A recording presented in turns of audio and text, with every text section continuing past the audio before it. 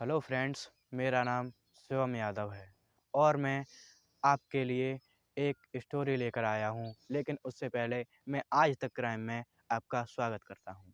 ये मेरे चैनल की पहली वीडियो है, इसलिए आप मेरे चैनल पर अंत तक ज़रूर बने रहिए। और अगर आपको वीडियो मेरी पसंद आए तो मेरे चैनल को सब्सक्राइब ज़रूर कीजिए, ताकि आपको मैं ऐसी ही स्टोरीज़ और सुनाता रहूँ। लेकिन अगर मैं क्राइम की स्टोरी पहले ही दिन लेके आता तो अच्छा नहीं लगता, इसलिए मैं आज अपने चैनल की पहली वीडियो में एक पॉजिटिव स्टोरी लेकर आया हूँ, जिससे आपको पता चलेगा कि हम अपने जीवन में छोटी-छोटी गलतियों के चलते उन्हीं गलतियों को बड़ा कर देते हैं और उन्हें बड़ा होने के पश्चात हम झगड़ा भी कर लेते हैं और अपने सगे-संबंधियों या मतलब किसी से भी तुम ज़्यादा प्यार करते हो या किसी से भी हम झगड़ा करके पूरा रिश्ता ख़त्म कर देते हैं। तो आज मैं 2 लोगों की ऐसी कहानी लेकर आया हूँ, जिन्होंने पहले तो शादी की, फिर दिल का दौरा और फिर अपने जीवन की एक नई शुरुआत। पहले शादी की, फिर उसके बाद तलाक हुआ, फिर दिल का दौरा, फिर एक नई जीवन की शुरुआत। तो कहानी सुन के ज़रूर जाइएगा, तभी आपको पता चलेगा कि इस कहानी से क्या आपको पता चला। तो ये कहानी 2 लोगों की है, जिनका नाम पूजा और विनय जायसवाल है। पूजा पटना की रहने वाली थीं और उनके पिता कोर इंडिया में काम किया करते थे। उनके पिता कोर इंडिया में काम किया करते थे और इसी वजह से उनका अलग-अलग इंडिया के शहरों में ट्रांसफ़र होता रहता था। अलग-अलग शहरों में ट्रांसफ़र होने की वजह से अलग-अलग शहरों में ट्रांसफ़र होने की वजह से पूजा भी अलग-अलग शहरों में जाती रहीं और अलग-अलग शहरों में पली-बढ़ीं और पढ़ती रहीं। अलग-अलग स्कूलों में गईं, कॉलेजों में गईं और उन्होंने वहाँ से बहुत कुछ सीखा। अब पूजा की उम्र लगभग 25 साल की हो चुकी है। 25 साल की हो चुकी है। अब वो 25 साल की हो चुकी हैं, फिर उनके घरवालों पर एक ज़िम्मेदारी भी थी कि अब उनकी शादी करानी है और शादी भी में भी एक शर्त थी कि शादी भी अरेंज मैरिज ही करानी है। तो उस दौर में टेक्नोलॉजी और सारी चीज़ें आ गई थीं। बात कर रहा हूँ मैं 2012 की। तब तक बहुत सारे मैट्रिमोनी फाइल्स भी खुल चुके थे, तो घरवालों ने पूजा की एक फ़ाइल तैयार की और मैट्रिमोनी साइट पर डाल दिया। इत्तफ़ाक से एक शख़्स को उनकी फ़ाइल पसंद आ गई, जिनका नाम है विनय जायसवाल। विनय जायसवाल को उनकी फ़ाइल पसंद आई और शुरुआत उन्हीं की तरफ से हुई। तो विनय जायसवाल की कहानी ये है कि वो जौनपुर के रहने वाले थे। उनके पिता एक सरकारी रिटायर्ड टीचर हुआ करते थे। नौकरी से और खुद विनय जायसवाल अच्छे खासे पढ़े-लिखे और यानी कि स्टील अथॉरिटी ऑफ इंडिया, उसमें वो काम करते थे। Vinay Jaiswal steel authority of India में वो काम किया करते थे। दोनों का प्रोफ़ाइल ठीक था। जैसी विनय को लड़की चाहिए थी, वो वैसी ही थी और जैसा पूजा को लड़का चाहिए था, वो भी वैसा ही था। दोनों की शादी हो गई 2012 में। अब रस्मों के मुताबिक पूजा अपना मायका यानी पटना को छोड़कर अब यूपी के जौनपुर पहुंची। मतलब ऐसा होता है कि शादी होती है तो लड़की अपना घर छोड़कर दूसरे घर जाती है, यानी अपनी ससुराल जाती है। तो उसके बाद जब वो अपनी ससुराल पहुंचती हैं तो अपने ससुराल वालों के साथ रहती हैं। ससुराल काफ़ी खुशहाल, हरा-भरा सा था, सब कुछ ठीक चल रहा था। फिर अचानक से कुछ दिन बाद जॉब के सिलसिले में विनय को जौनपुर छोड़कर गाज़ियाबाद आना पड़ता है। अब वो गाज़ियाबाद मूव कर गए, मतलब दोनों लोग गाज़ियाबाद गए, पूजा और विनय। तो अब वो गाज़ियाबाद गए, तो पूजा साथ में थी। दोनों पति-पत्नी एक परिवार से बिछड़कर अकेले शहर में गाज़ियाबाद में अपनी ज़िंदगी गुज़ार रहे थे। गाज़ियाबाद आने के बाद दोनों के रिश्तों में अचानक परिवर्तन आना शुरू होता है। गाज़ियाबाद आने के बाद दोनों के रिश्तों में परिवर्तन आना शुरू होता है। शायद शायद अब तक भरे हुए परिवार के साथ रह रही थीं पूजा, सास-ससुर, देवर, ननद, बहुत सारी चीज़ें। जब इतने घर में लोग होते हैं तो आप बड़े खुशहाल रहते हैं। लेकिन अकेली वो अपने पति के साथ, माँ-बाप भी दूर पटना में थे। यहाँ से अब एक मियाँ-बीवी के बीच लगा कि कुछ फ़र्क है। इन दोनों की सोच में कई बार होता था, हर इंसान तो एक जैसा नहीं सोचता। मतलब ये लगा कि वो कुछ ऐसा सोचता है और कोई कुछ ऐसा सोचता है। तो दोनों इंसानों की सोच एक जैसी तो नहीं हो सकती, और इसीलिए उन्हें लगने लगा कि दोनों की सोच में कुछ तो फ़र्क है। और फिर दोनों की सोच में कुछ तो फ़र्क है। इन दोनों की सोच में कई बार अलग-अलग चीज़ें आती रहीं। तो इससे ऐसा होता है कि आपको कोई और चीज़ पसंद है तो किसी और को कोई और चीज़ पसंद है। तो ये तो इंसानी फ़ितरत है, लेकिन ये जो छोटे-छोटे फ़र्क थे, यही बड़ी-बड़ी वजह बनती हैं, लड़ाई-झगड़ों की। जब पूजा और विनय जब अकेले रहने लगे, तो इनके बीच के फ़र्क थे, वो फ़र्क इतना बढ़ता गया कि कुछ ही वक़्त बीता, करीब 6 महीने शादी को बीते। दोनों को लगा कि एक-दूसरे से निज़ाद नहीं मिल रहा। दोनों लड़ते भी, झगड़ते भी, टोकते भी, लेकिन गाली-गलौज या हाथापाई नहीं करते थे। मतलब जैसे कि आजकल के जो मियाँ-बीवी होते हैं, अगर उनमें झगड़ा हो जाए, तो गाली-गलौज भी होती है और हाथापाई भी होती है।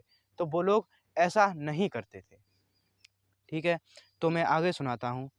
तो टोकते भी थे, सब कुछ करते थे, लेकिन गाली-गलौज या हाथापाई नहीं करते थे। विनय ऐसा नहीं था। उसने कभी-कभी अपनी पत्नी पर कभी हाथ नहीं उठाया था, कभी अपशब्द का इस्तेमाल नहीं किया था, और पूजा ने भी कभी पलटकर कोई अपशब्द का नहीं इस्तेमाल किया था। हाँ, उनके बीच डिफरेंसेस ज़रूर थे, उनको लेकर दोनों झगड़ते भी थे। इसलिए तो दोनों झगड़ते थे, तो उन्हें लगा, उनके मन में एक बात घर घर कर गई कि वो मेरे लिए नहीं बना है और मैं उसके लिए नहीं बनी हूँ। तो 6 महीने से ज़्यादा बीत गए और दोनों के मन में वही बात घर गई, खटास आ गई कि दोनों लोग अलग-अलग हैं, कोई किसी के लिए नहीं बना है और कोई एक-दूसरे के लिए नहीं बने हैं। तो च तो शायद एक-दूसरे के लिए नहीं बने हैं, क्योंकि उनमें बहुत सारे फ़र्क थे। इनकी सोच में तो फिर क्या किया जाए?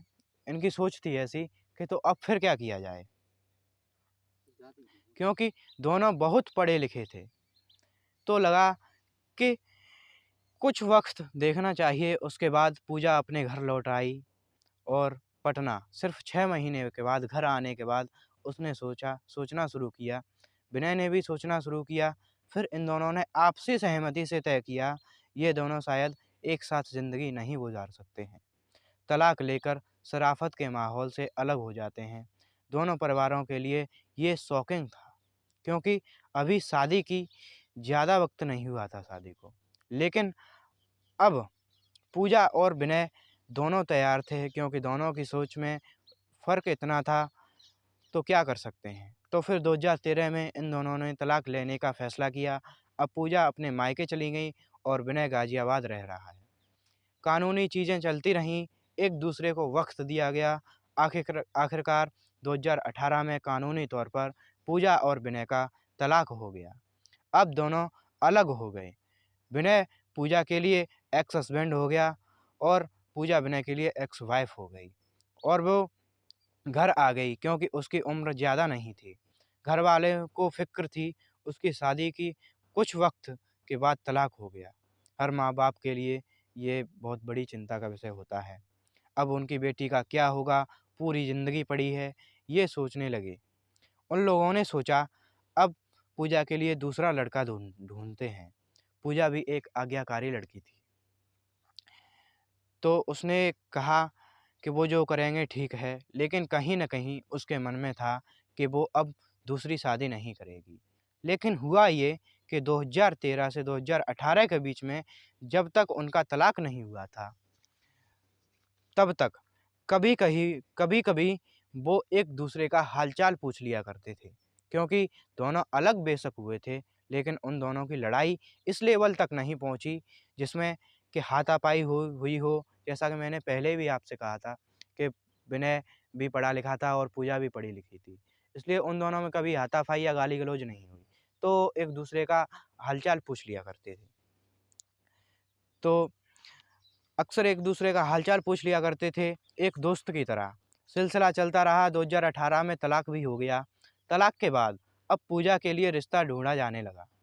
पूजा को कहीं न कहीं ऐसा लग रहा था कि 6 महीने तक मैं इस रिश्ते को निभा नहीं पाई, मालूम नहीं आगे क्या होगा। एक लड़की डरती है कि एक अनजान घर, अनजान शख्स उसके साथ पूरी ज़िंदगी बिताना है। यह लड़की का खौफ होता है और अकेले और उसके लिए बहुत मुश्किल भी होता है, अपना परिवार छोड़कर एक नए घर पे जाना। तो पूजा डरी हुई थी, लेकिन लगातार अपने माँ-बाप को टाल रही थी, दूसरी शादी के लिए। उधर उसे पता नहीं था कि विनय के मन में क्या चल रहा है। लेकिन इधर विनय की भी कहानी कुछ यही थी कि दोनों बेशक अलग हो गए, तलाक बेशक ले लिया, लेकिन विनय ने भी दूसरी शादी नहीं की थी। वो कभी-कभार फ़ोन पर एक-दूसरे से बात कर लिया करते थे, हाल-चाल पूछ लिया करते थे और ऐसी ही ज़िंदगी चल रही थी। इस दौरान पूजा ने अपना वक़्त काटने के लिए और चीज़ों को भुलाने के लिए अपनी पढ़ाई शुरू कर दी। उसने बीएड किया, एमएड किया। उसे लगा कि अब अपने परिवार पर फ़ोकस करते हैं, करियर पर सॉरी। तो शादी-विवाह के लिए टालती रही, अपनी पढ़ाई करते-करते सारी बातचीत चलती रही। सब कुछ हो रहा था। अब 2022 आ गया, बल्कि 23 ही आ गया। फिर हुआ कुछ ऐसा, पूजा फ़ोन कर रही थी और उधर से लेकिन विनय का कोई जवाब नहीं आ रहा था। पूजा ने 2-4 बार ऐसा हुआ पूजा के साथ कि पूजा फ़ोन कर रही थी और विनय कोई जवाब नहीं दे रहा था। तो फिर पूजा को लगा कि क्या हुआ, विनय फ़ोन क्यों नहीं उठा रहा है? उसने काफ़ी बार कोशिश की, लेकिन विनय ने फ़ोन नहीं उठाया। फिर मजबूरन पूजा ने मजबूरन विनय की माँ को फ़ोन लगाया।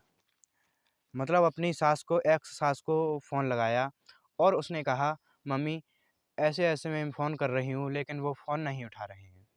उस समय उसकी माँ उसे जो कुछ बताया, उसे सुनने के बाद पूजा के पैरों तले ज़मीन ही खिसक गई। उन्होंने ये कहा कि पूजा, असल में कुछ दिन पहले अचानक विनय को दिल का दौरा पड़ा था और उसे डॉक्टरों के पास ले गए, तो डॉक्टरों ने कहा है कि बाईपास सर्जरी करनी पड़ेगी। तो विनय को दिल का दौरा पड़ा और पूजा भी काफ़ी घबरा गई कि ये क्या हो गया। तो उसकी बाईपास सर्जरी होनी थी। तो बाईपास सर्जरी को लेकर तमाम परिवार इस चीज़ से डरते हैं कि एक तरह से कुछ भी हो सकता है। हालाँकि मेडिकल साइंस ने भी काफ़ी तरक्की कर ली है। बाईपास सर्जरी एक नॉर्मल बात हो गई है। ये सुनते ही पूजा घबरा गई।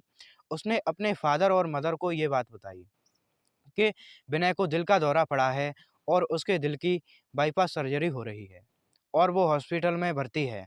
उसके पिता ने सुना और उन्होंने बहुत अफ़सोस जताया और कहा कि तुम क्या कर सकती हो? अब वो तुम्हारा एक्स हस्बैंड है। पूजा ने कहा, मैं कुछ नहीं कर सकती हूँ, बस मैं उसे देखने जाना चाहती हूँ। तो उसकी बात सुनकर पूजा के माँ-बाप कहने लगे कि ये बात तो ठीक है, अगर तुम उसे देखने जाओगी तो तुम्हें ये तो पता नहीं है कि उसकी ज़िंदगी में क्या चल रहा है। तो उसकी फैमिली भी अजीब-सा लगेगा, फैमिली भी सोचेगी कि ये क्या है, तलाक होने के बाद भी। तो हमें ये भी पता नहीं है कि विनय की ज़िंदगी में क्या चल रहा है या फिर विनय की ज़िंदगी में कोई और लड़की तो नहीं आ गई है कि विनय ने किसी से शादी तो नहीं कर ली है। तो ऐसे में तुम्हारा जाना ठीक नहीं है और तुम ज़िद कर रही हो, तो तुम्हारा वो पति रह चुका है, तो एक काम करते हैं, हम लोग भी तुम्हारे साथ चलेंगे। लेकिन पूजा ने कहा, नहीं, मैं अकेले जाना चाहती हूँ। माँ-बाप ने बहुत समझाया, आखिर में उन्होंने कहा, पूजा पढ़ी-लिखी समझदार लड़की है। माँ-बाप को भी उस पर भरोसा था, तो उन्होंने कहा, ठीक है, तुम जाओ। उन्होंने परमिशन दे दी कि ठीक है, जाओ। तो पूजा हॉस्पिटल पहुँचती है, वहाँ जाती है। अभी बाईपास सर्जरी शुरू नहीं हुई थी। पहली बार उसने दरवाजे के ऊपर से जो शीशा लगा होता है, उससे विनय को आईसीयू के बेड पर लेटा हुआ देखा। उसे अजीब-सा लगा। उसके बाद विनय को भी उसके घरवालों ने बताया, क्योंकि पूजा के घरवाले परेशान थे, पता नहीं क्या हुआ। विनय बड़ा खुश हुआ ये सुनकर कि पूजा उसे देखने आई है। अब उसके बाद पूजा उसी अस्पताल में रहती है। विनय से बात करती है। जितनी सेवाएँ पत्नी करती है, उतनी सेवाएँ पूजा उसकी एक्स वाइफ़ होकर करती है। इसके बाद ऑपरेशन की तारीख आती है, ऑपरेशन होता है, वो प्रार्थना करती है और ऑपरेशन के बाद अब सब कुछ ठीक हुआ। अब रिकवरी का पीरियड चल रहा था। वो लगातार अस्पताल में दिन-रात विनय की सेवा करती है। विनय के घरवाले भी ये देखकर हैरान हैं और खुद विनय भी ये देखकर हैरान है। कुछ वक़्त के बाद विनय अस्पताल से रिलीज़ हो गया। वो घर पहुँच गया और दोनों के रिश्ते को एक दिन के दौर दौरे ने बदल दिया और एक अस्पताल ने बदल दिया। दोनों एक-दूसरे से बात करते हैं कि हम क्यों अलग हुए थे? हमने क्यों तलाक लिया? पूजा कहती है कि हम दोनों के रिश्ते को कुछ वक़्त देना चाहिए था। फ़र्क थे, लेकिन ये फ़र्क तो बहुत सारी जगहों पर होते हैं, बहुत सारी चीज़ों में होते हैं, जो हम अपने माँ-बाप में देखते हैं। हमें उनकी बहुत सारी चीज़ें पसंद नहीं होती हैं, जो माँ-बाप हैं, वो अपने बच्चों में वो देखते हैं। मतलब किसी को किसी के फ़र्क पसंद नहीं होते हैं। तो इसका मतलब ये तो नहीं है कि हम अपना रिश्ता ही तोड़ दें, हम उन्हें छोड़कर चले जाएँ। तो उन दोनों ने यही बात की और विनय ने भी कहा कि मेरी भी कहानी कुछ ऐसी ही है। तो विनय ने कहा मेरी भी कहानी कुछ ऐसी ही है कि अगर मुझे भी किसी ने समझाया होता, तो मैं भी शायद समझ गया होता। तो अब क्या किया जाए? तो इसका एक ही हल है कि हमें अपने रिश्ते को टाइम देना चाहिए था। और इसकी आगे की कहानी सुनाता हूँ, 1 मिनट। तो पूजा ने कहा कि शायद मुझे किसी ने समझाया नहीं ढंग से, शायद मैं भी नहीं समझी। विनय ने कहा कि ठीक मेरे साथ यही हुआ, शायद मुझे भी किसी ने नहीं समझाया।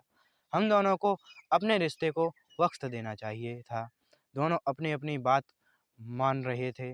दोनों एक-दूसरे को देखते और कहते, चलो गलती तो हो गई, अब क्या किया जाए? तो अब दोनों एक साथ कहते हैं कि हम दोनों एक नई शुरुआत नहीं कर सकते हैं? उन तमाम फ़र्कों के साथ जो हमारे तुम्हारे बीच में हैं। शायद पूजा भी यही सुनना चाहती थी और शायद विनय भी यही सुनना चाहता था।